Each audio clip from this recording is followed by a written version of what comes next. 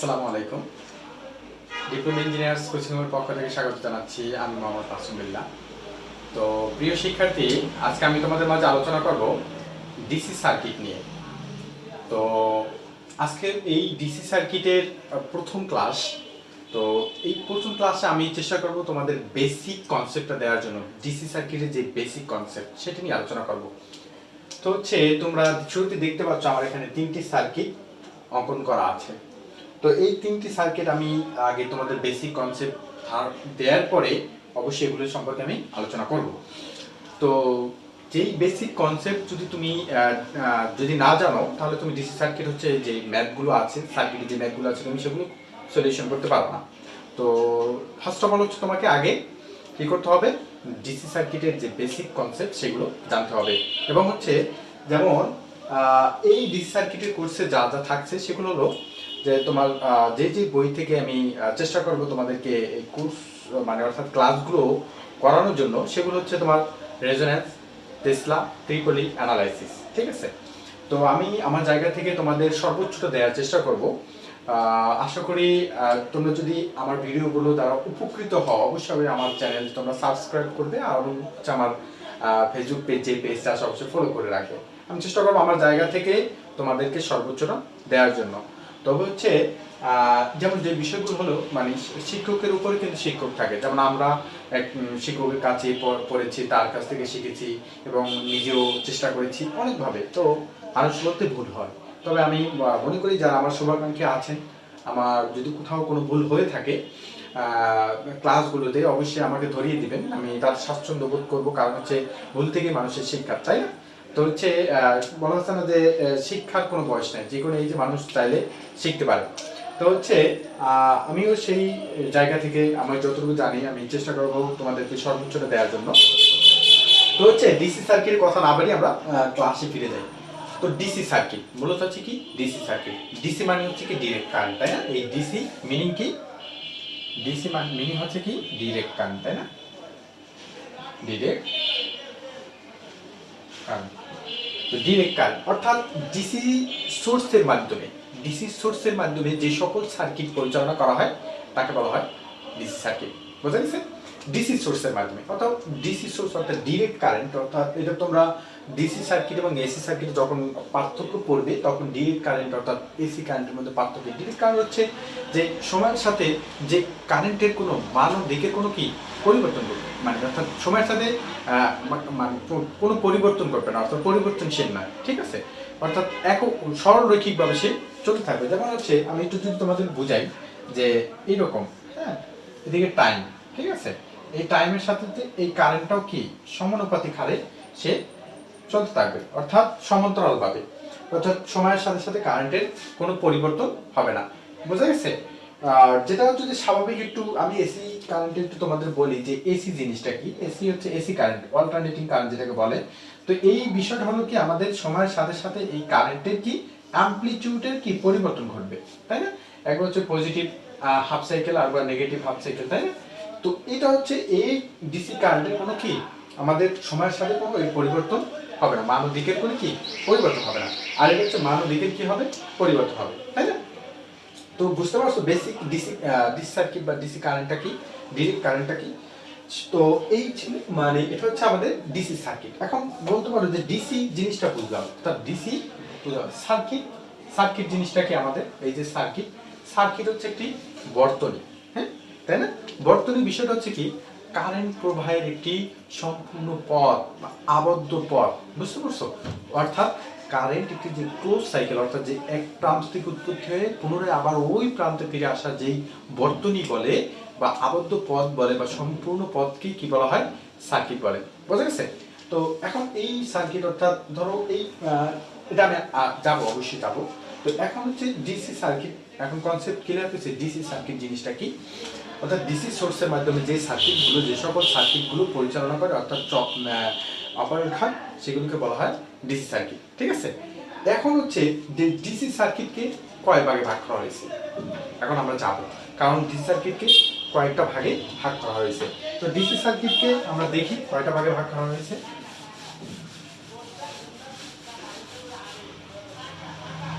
DC circuit DC circuit. DC সার্কিটকে কয় ভাগে ভাগ করা হয়েছে? 3 ভাগে, তাই না? একটা হচ্ছে কি আমাদের দেখো সিরিজ, আর একটা হচ্ছে আমাদের প্যারালাল, তাই না? প্যারালাল। আর একটা হচ্ছে কি আমাদের মিক্স। 3 ভাগে। তো সিরিজ, প্যারালাল, মিক্সড 3 ভাগে। অর্থাৎ এই সিরিজ এবং এই প্যারালালের সমন্বয়ে এই সার্কিট আমাদের গঠিত হবে। তাহলে ডিসি সার্কিট কয় ভাগে ভাগ করা হয়েছে? সিরিজ, প্যারালাল, মিক্স সার্কিট 3 ভাগে ভাগ করা হয়েছে। আমরা ডিসি সার্কিট যখন সলিউশন করব দেখব যে তিনটি বিষয়ের সমন্বয়ে গঠিত, তাই না? দেখবেন যে কখনো সিরিজ সার্কিট আছে, কখনো প্যারালাল সার্কিট আছে, আবার এই দুইটার সমন্বয় আবার কি হবে? মিক্স সার্কিট গঠিত হবে। বুঝা গেছে? এখন বিষয়টা হলো যে আমরা যে সিরিজ এবং প্যারালাল যে বুঝবো সার্কিটগুলো, তার কি আমাদের বৈশিষ্ট্য আছে না? তো আমাদের এই বৈশিষ্ট্যগুলো জানতে হবে, অর্থাৎ তাদের মধ্যবর্তী যে পার্থক্যটা, বেসিক কনসেপ্টের যে পার্থক্য, সেগুলো আমাদের জানতে হবে। আমরা যদি সেগুলো না জানি তাহলে কিন্তু আমরা সার্কিটে অর্থাৎ সার্কিটের ম্যাথগুলো সলিউশন করতে পারবো না। তো সেই যে বেসিক কনসেপ্ট আমরা কথা না বাড়ি সেই জায়গায় চলে যাই। আসলে আমরা সিরিজ এবং প্যারালাল সার্কিটের যে বেসিক কনসেপ্টটা আমাদের মাস্ট বি দরকার সার্কিট সলিউশনের ক্ষেত্রে। তো সে কথা না বাড়ি আমরা সেটার দিকে চলে যাই যে সিরিজ সার্কিট এবং প্যারালাল সার্কিটের যে পার্থক্য আমাদের। আমি লিখি এখানে সিরিজ আর কি আমাদের প্যারালাল সার্কিট। বুঝা গেছে? তো সিরিজ এবং প্যারালাল সার্কিটে আমাদের যে পার্থক্য সেটা আমরা এখন আলোচনা করব। তো শুরুতে আমি দেখি, অর্থাৎ সেই সার্কিটের কি কারেন্ট সমান থাকে। সার্কিটে কারেন্ট সমান থাকে। কি বলছে? সার্কিটে কারেন্ট সমান থাকে, অর্থাৎ সিরিজ সার্কিটে যে কারেন্ট আমাদের প্রবাহিত হয় সেই কারেন্টের মান প্রতিটা রোধে আমাদের হচ্ছে লোডে কি থাকে? সমান থাকে, সেটার কোনো পরিবর্তন হয় না, অর্থাৎ কোনো ভাগ হয় না, বিভক্ত হয় না। যেটা হচ্ছে আমাদের সোর্স থেকে যে কারেন্টটা উৎপত্তি হয় সেই একই কারেন্ট আবার প্রতি রোধের মধ্যে দিয়ে ঘুরে আবার সেই সোর্সে ফিরে আসে, কোনো কোনো বিভক্ত হয় না, প্রতিটা রোধে যে ভাগ হয়ে যাওয়া সেটা হয় না।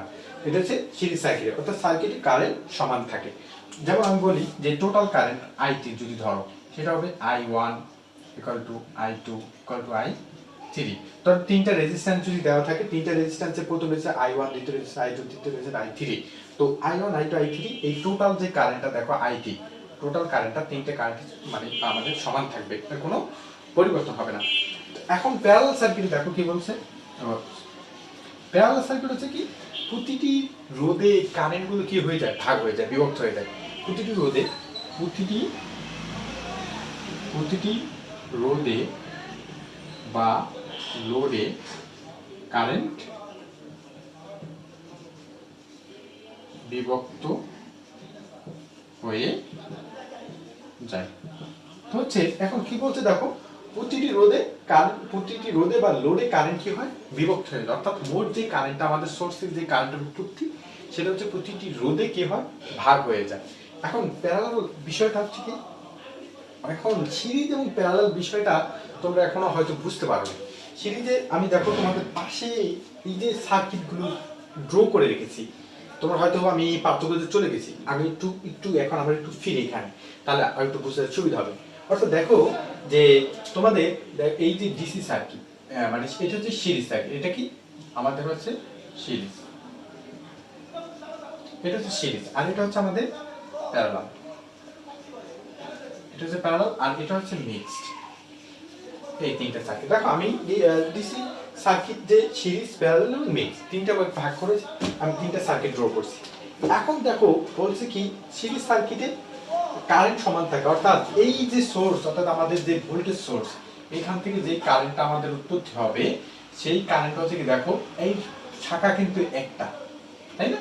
এই যে দেখো একটা শাখায় আমাদের কারেন্ট, শাখা একের অধিক শাখা আছে নাই, অর্থাৎ এটা কিন্তু সিরিজ। একটা দেখো একটা রোধের এই যে শেষ প্রান্ত অপর রোধের ফার্স্ট প্রান্তের সাথে সংযুক্ত আছে, তো এইভাবে এইটাকে বলা হয় সিরিজ সার্কিট। বুঝতে পারছো? অর্থাৎ সার্কিটে রোধগুলো বা লোডগুলো এভাবে সংযুক্ত থাকবে যে একটি শেষ প্রান্ত অপরটির প্রথম প্রান্ত এভাবে সংযুক্ত হয়ে যে সার্কিট তৈরি করা হয় তাকে সিরিজ সার্কিট বলে। বুঝা গেছে? এরপরে যে অংশটুকু হলো যে আমাদের রয়েছে প্যারালাল সার্কিট। প্যারালাল সার্কিটটা দেখতে বলছে যে আমাদের সার্কিটের কি রোধগুলো প্যারালাল অর্থাৎ সমান্তরাল অবস্থান করবে। প্রতিটি লোড বা রোধ আমাদের কি করবে?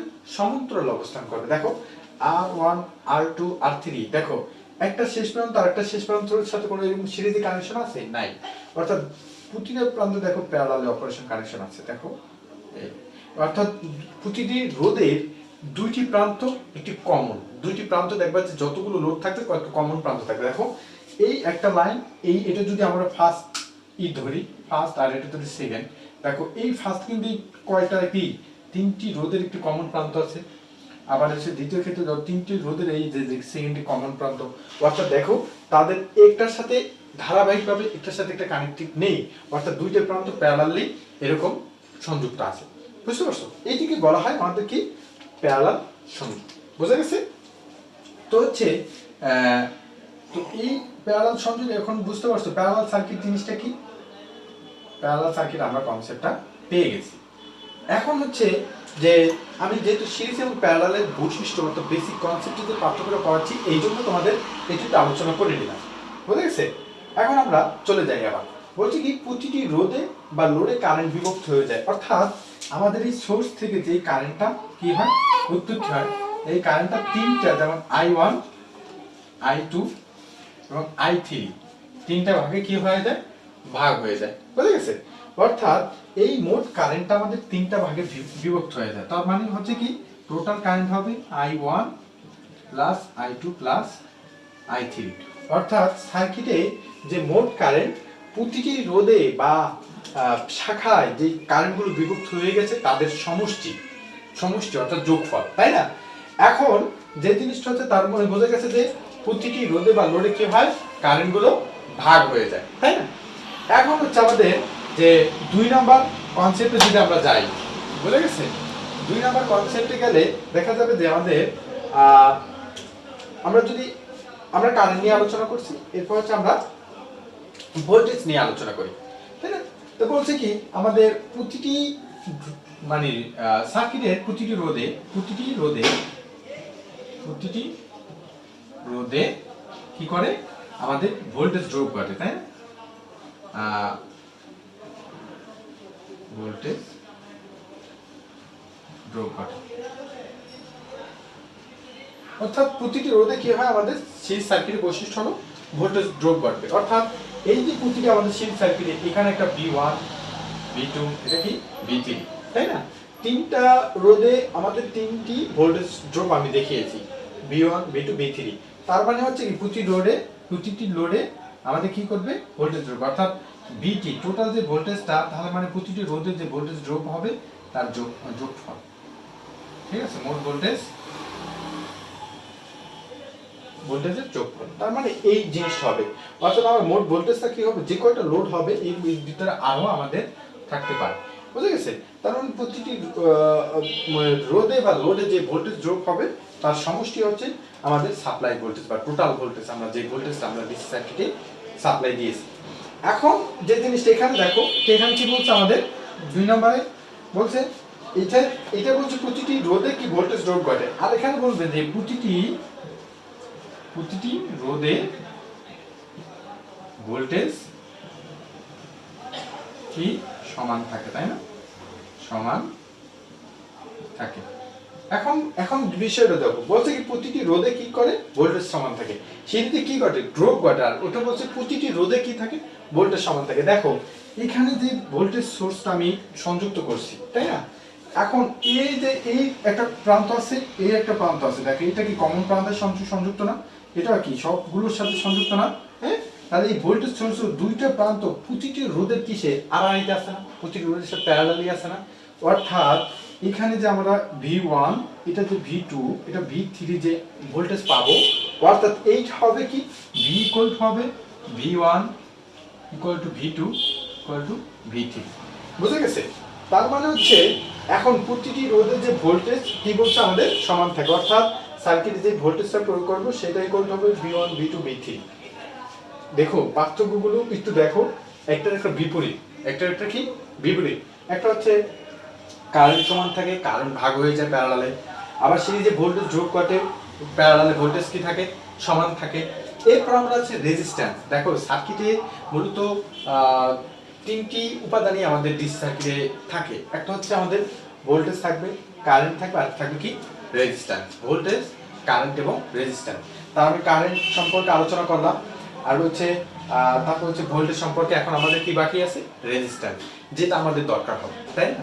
এই রেজিস্ট্যান্সের বিষয়ে আমাদের পার্থক্যটা মাস্ট বি আমাদের দরকার হবে, অন্যথা আমরা ম্যাথ সলিউশন করতে পারবো না। তো এখন দেখো, তাহলে আমি উপরে একটু কোন জায়গায় লিখবো, আচ্ছা আমি এটা মুছে ফেলি।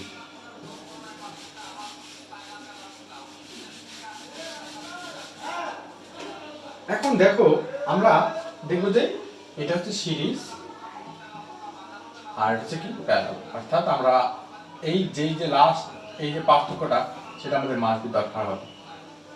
তাহলে হচ্ছে কি, দেখো সিরিজে বলছে, সিরিজ এবং প্যারালাল বিষয়টা দেখি, যে সিরিজ সার্কিটে সংযুক্ত রোধ, প্রতিটি সংযুক্ত রোধ, সমতুল্য রোধ, এখন আমি লিখি, দেখি দাঁড়াও। সিরিজ সার্কিটে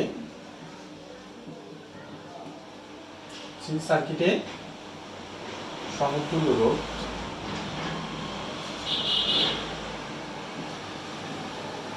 উক্ত সার্কিটে সংযুক্ত রোধের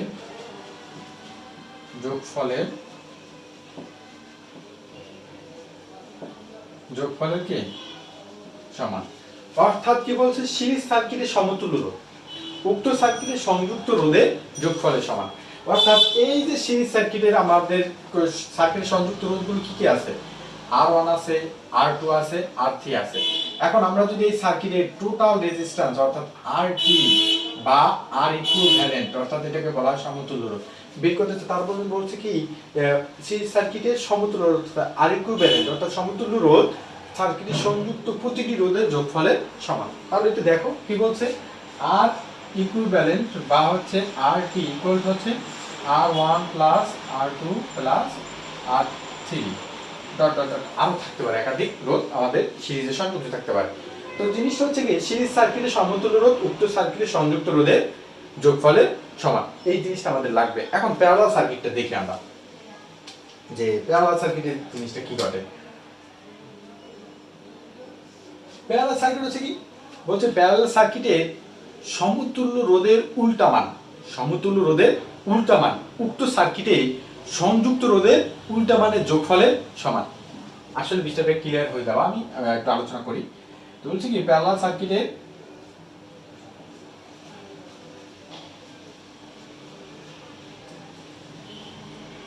সার্কিটে সমতুল্য রোধের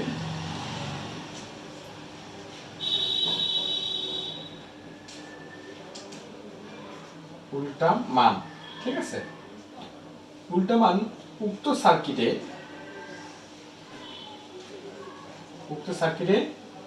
সংযুক্ত রোধের উল্টা মানের যোগফলের